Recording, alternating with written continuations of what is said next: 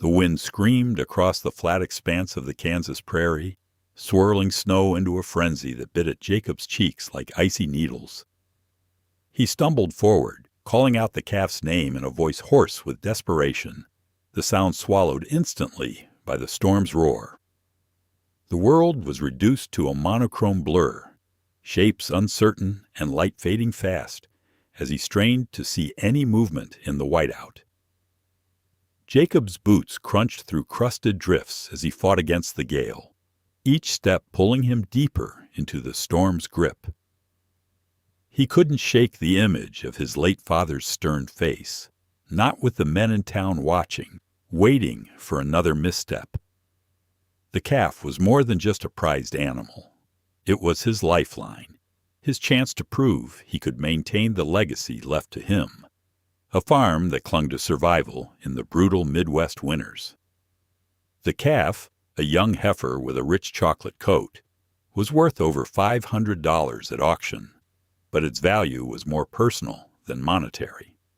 To lose it in this blizzard would be to lose his father's faith, even from beyond the grave. The storm had swept in quickly, as January storms often did, catching Jacob unprepared. He had been in the kitchen, poring over accounts, when he first noticed the flurries thickening outside the window. The weather radio had crackled ominously in the background, its warnings blending with the wind's moan. By the time he'd shrugged into his heavy coat and layered up, the snow was already knee-deep, and visibility had shrunk to nearly nothing. As he scoured the yard, the barn loomed like a shadow from another world. The door had been battered open by the wind, flapping helplessly on its hinges. He'd found the rest of the herd huddled inside, safe and warm, their breath steaming in the cold air. But the young heifer was gone. He remembered shutting the barn securely after feeding them that morning, his father's voice reminding him, "Always double-check the latch." But now doubt plagued him like the icy fingers of the storm reaching into his mind. Jacob's truck, a battered green Dodge Ram from the late 90s, was half buried at the edge of the drive, its bed filled with straw and feed sacks. He had thought of using it to search, but the engine had failed to turn over, stubborn as a mule in winter. He had kicked the tire in frustration, the uselessness of it mocking him. That old truck was another reminder of his failings, another thing he couldn't fix. He paused under the bare branches of an oak, its skeletal fingers clawing at the gray sky, and pulled his scarf tighter around his neck. The snow continued to fall, heavy and relentless. He could feel the chill creeping through the layers of wool and flannel, tightening around his bones. Shouting the calf's name again, his voice broke, a fragile thing against the tumult. Each call felt like a plea to the elements themselves, to spare the young life lost somewhere in their icy grasp. Jacob's thoughts turned to the upcoming auction in town, the specter of it looming over him.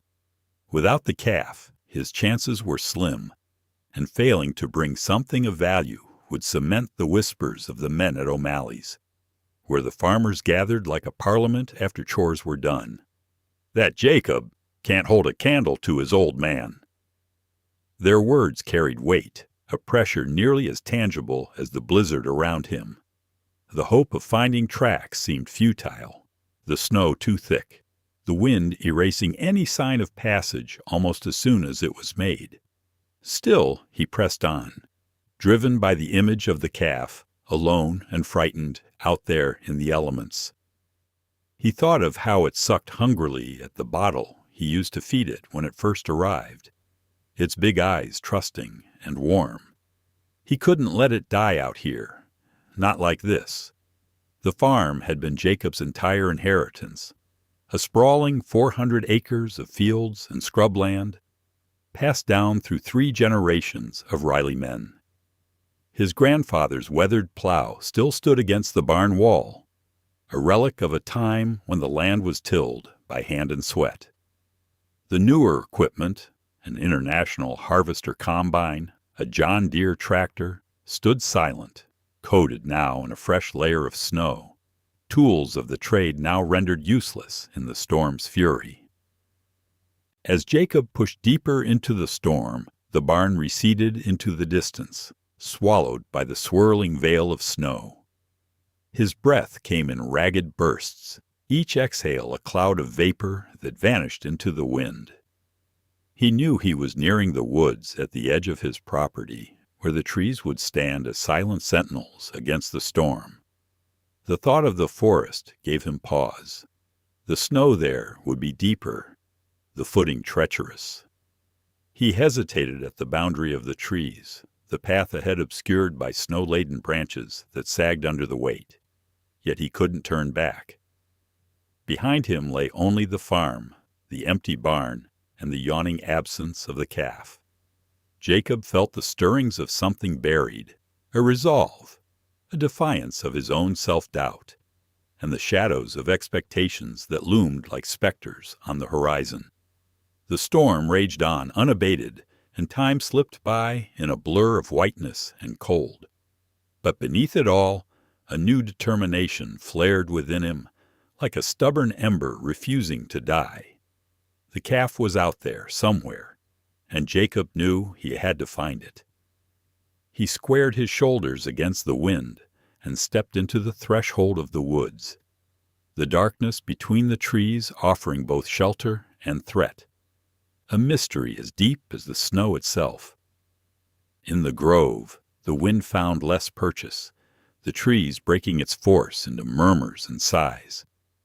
Jacob paused, scanning the ground for any sign of passage.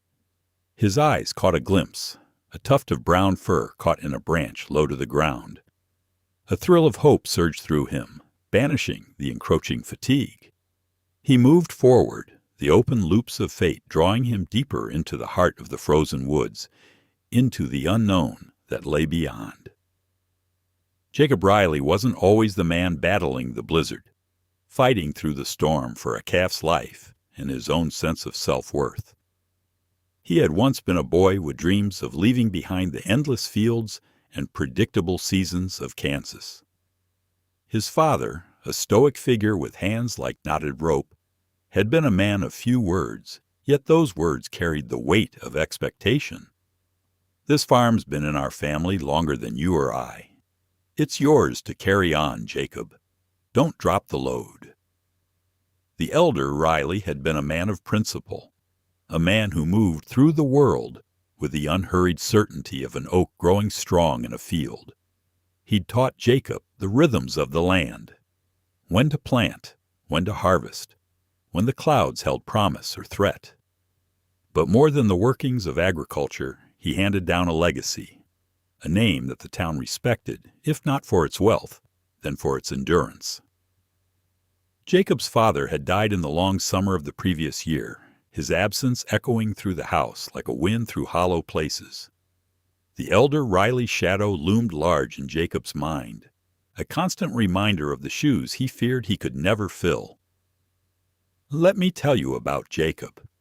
Because here, where the land stretches wide and the sky is an endless vault of blue in the summer and steel gray in the winter, a man is judged by his persistence, his ability to weather the storm.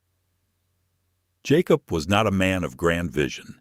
He was a caretaker, a steward of what had been left to him. His life, like the land, was a series of repetitions, mending fences, rotating crops, calving seasons, and county fairs. But beneath the surface, there was a restlessness in him, a yearning he couldn't quite name, that sometimes pressed against the confines of the farm, like a bird against the bars of a cage. The calf had been a gift from a neighboring farmer, a hand extended in friendship after his father's passing, a gesture of goodwill Jacob had not known how to refuse. "Raise her well, and she'll serve you fine," the old man had said, clapping Jacob on the shoulder with a rough palm. Jacob had taken to the task with a seriousness that belied his inexperience, learning to bottle feed the young heifer, to watch for signs of illness, to care for her as best he could. She had become more than just livestock. She was a symbol of his first steps as a farmer in his own right, a chance to prove he could carry the weight of the family name. But now, as the blizzard howled around him, it seemed as though nature itself was conspiring against him, testing him in a trial of snow and ice. Jacob trudged deeper into the woods, the branches overhead creaking under their frozen burden. The snow was deeper here, the drifts rising to his knees in places, making each step a struggle against gravity and frost. He paused to catch his breath, his thoughts drifting back to another lesson his father had imparted. A man alone is a man at risk. Know your allies, Jacob, and call on them when you need.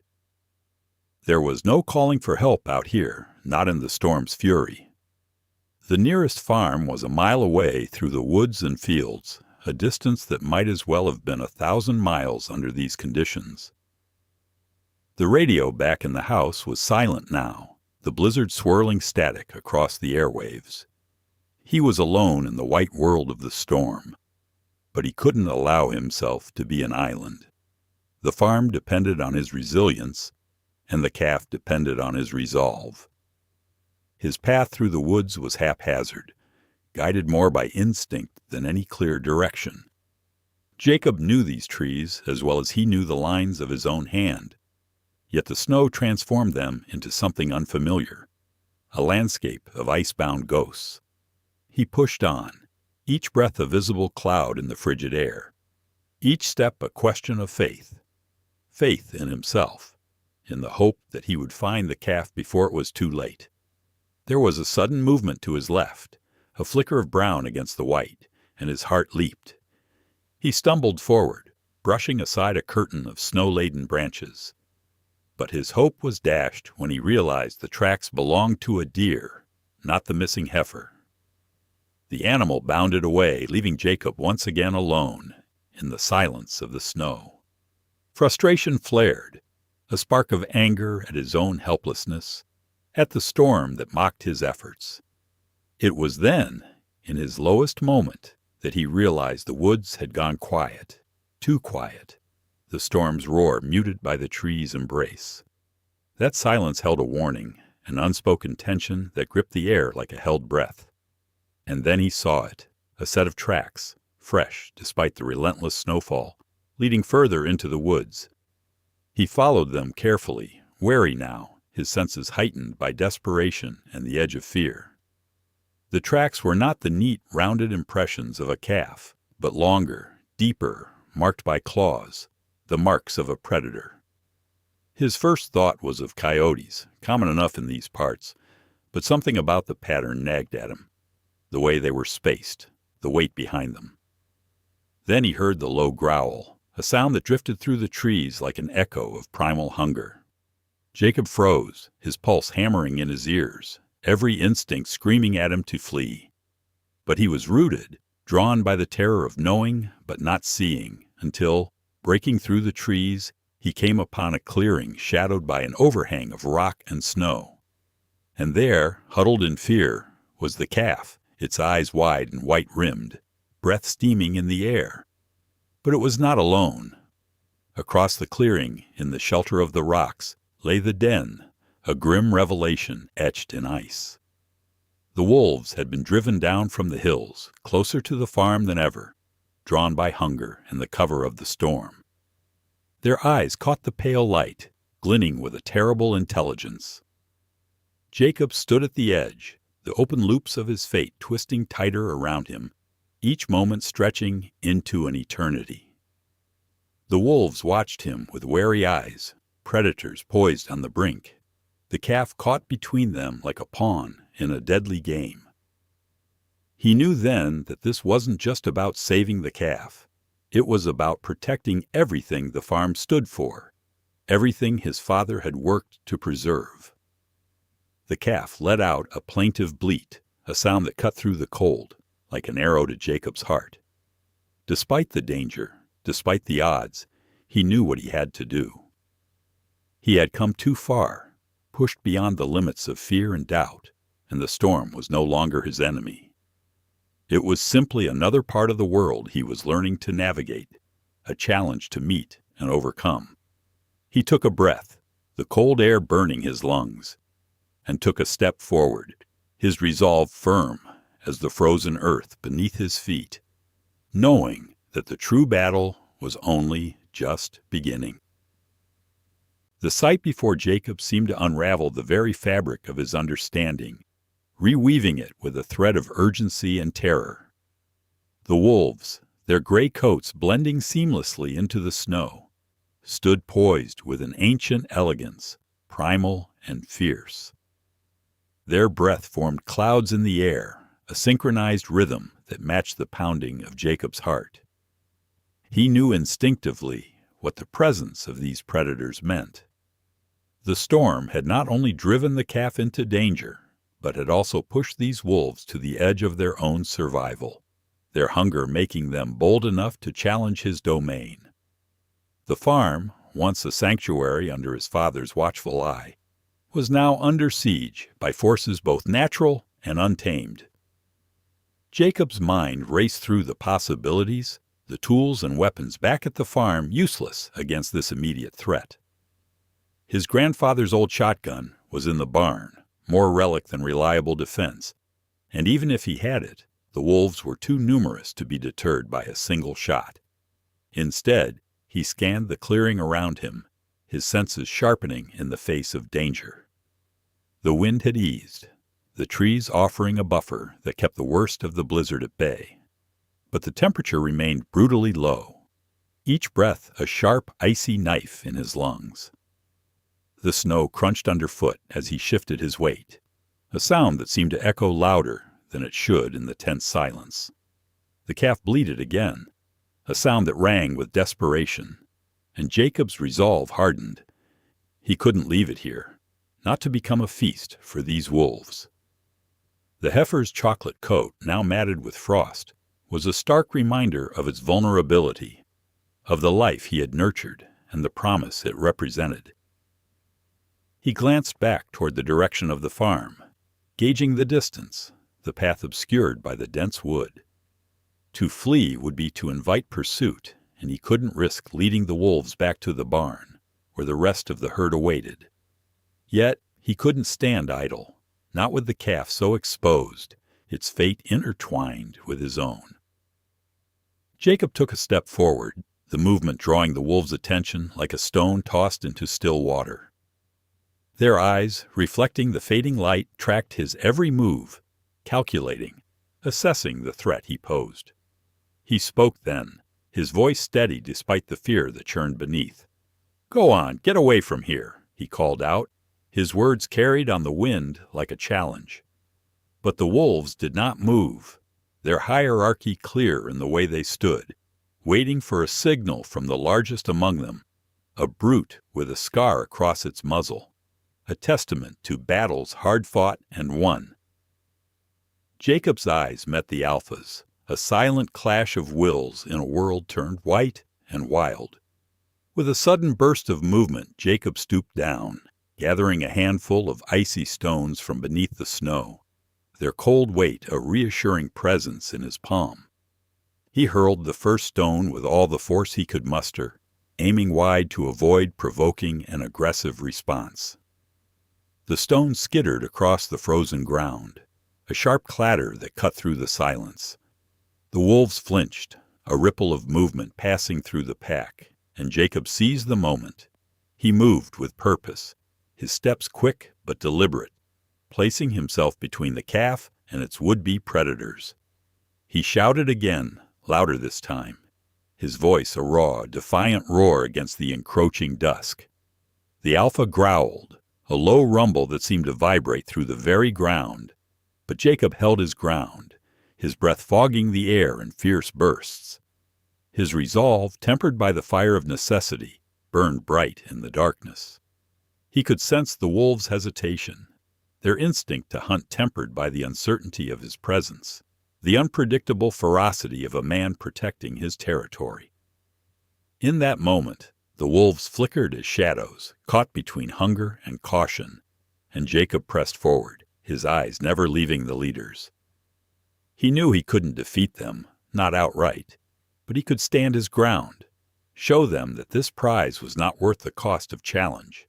The stalemate stretched, each second an eternity, until at last the alpha turned, its decision made, and with a silent command, the pack retreated.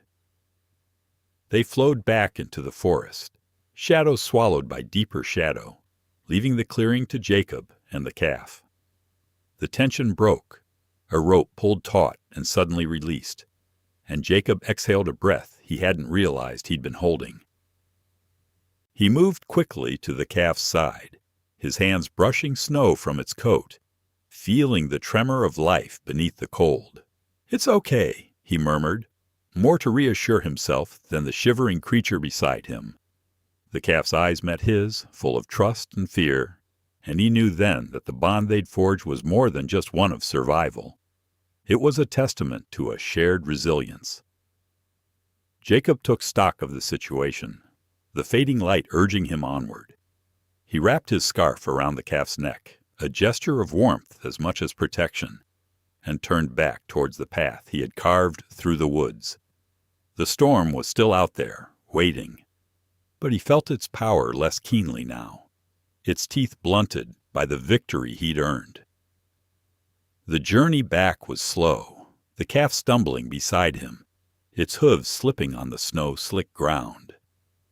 Jacob's muscles ached with exertion, his breath a steady rhythm that matched the beat of his heart. The cold had seeped into every fiber, but he pushed on, driven by the promise of safety and the warmth of the barn. The trees parted like spectators at his return, the path opening up to the fields that led home. The wind had calmed, a gentle whisper in the wake of the storm's fury, and above, the sky was beginning to clear, stars peeking through the thinning clouds. He could see the outline of the barn ahead, a beacon in the snow-draped landscape. As they reached the yard, Jacob paused, taking in the sight of the farm he nearly lost. The barn stood solid, its doors now closed against the night, and beyond, the farmhouse glowed with a promise of heat and rest.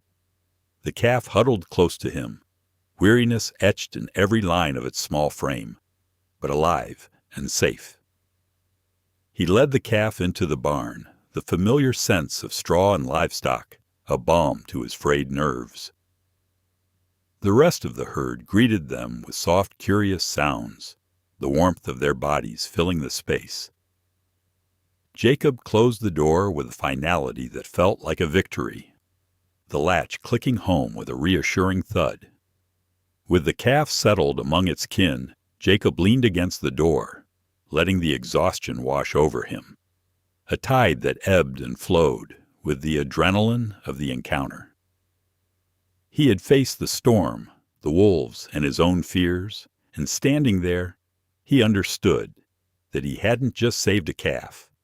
He had reclaimed something of himself, a piece of his father's legacy that had been lost in doubt and shadow. The barn was a sanctuary once more, a fortress against the world outside, and for the first time, Jacob felt the warmth of that belonging settle deep within him. He had faced the blizzard and walked a path carved in courage and instinct, and though he was weary, he stood unbowed, a testament to the enduring spirit of the land and the people who called it home. Jacob stepped out into the night, the sky clear now, the storm's fury a thing of the past. He could see his breath in the air, a reminder of the night's chill, but it was no longer a burden. He gazed at the farm, at the field stretching under the cloak of snow, and for the first time saw not just the echoes of his father's work, but his own future etched in the lines of the land. The cattle were safe, the wolves driven back to their shadows, but Jacob knew there would be other storms, other trials. Yet he had faced this one and emerged not just intact, but stronger for the struggle. A man tested by the elements, by fear and doubt, had walked into the woods and returned, not in the shadow of his father, but in the light of his own becoming.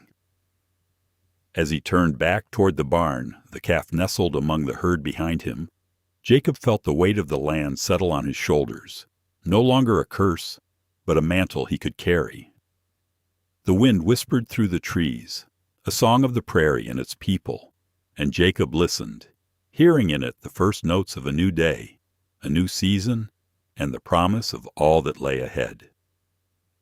The morning after the storm broke crisp and clear, the sun rose slowly over the Kansas prairie, casting long shadows across the snow-covered fields.